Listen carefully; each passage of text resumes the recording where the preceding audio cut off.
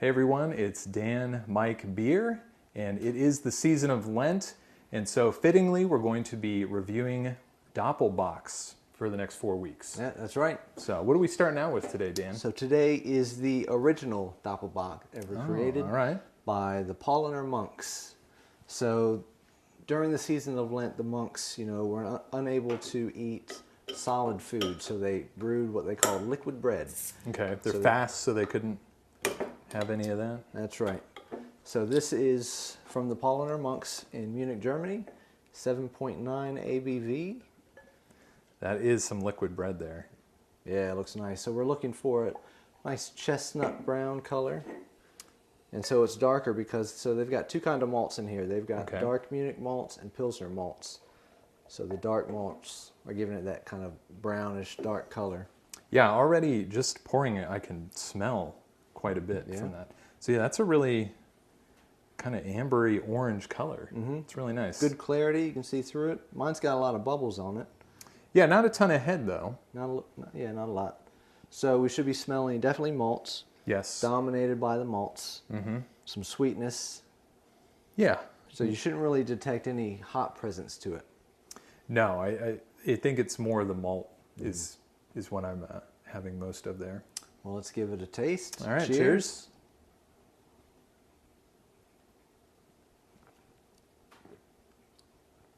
Oh, man. Oh, yeah, that aftertaste right at the end. It's smooth at first. Yeah. And then you don't get a lot of taste right up front. But then, like you said, the aftertaste, it's got a nice... That's what I was going to say is when I took that first sip, I was like, I'm not really tasting all that much here. But I think it's just kind of that aftertaste is lingering.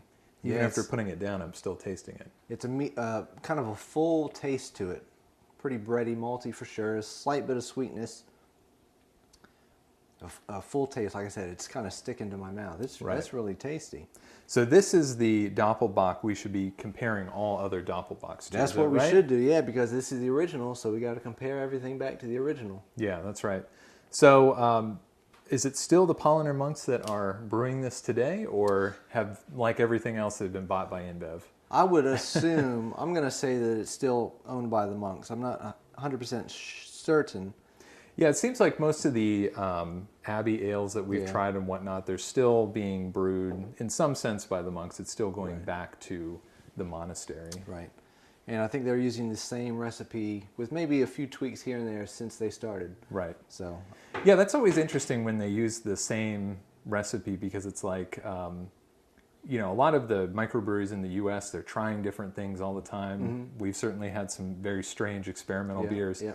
So it's really cool to see a brewery sticking to the original recipe, and we kind of get to taste what they were having hundreds of years ago. Right, a tried and true recipe over 100 years. That's something to be said about that. Yeah. So this is pretty good for a Doppelbock, the Doppelbock. So we'll have to make sure to remember this taste so that we can see what the other ones are like. Absolutely. And if you want to see the reviews of the other Doppelbocks we'll be doing this Lenten season, make sure you hit subscribe there. And if you like this video, make sure to hit like. And if you've had this beer or you've got a Doppelbock you want us to try, well, let us know about it in the comments below. Till next time, we'll see you later. All right, Prost. Prost.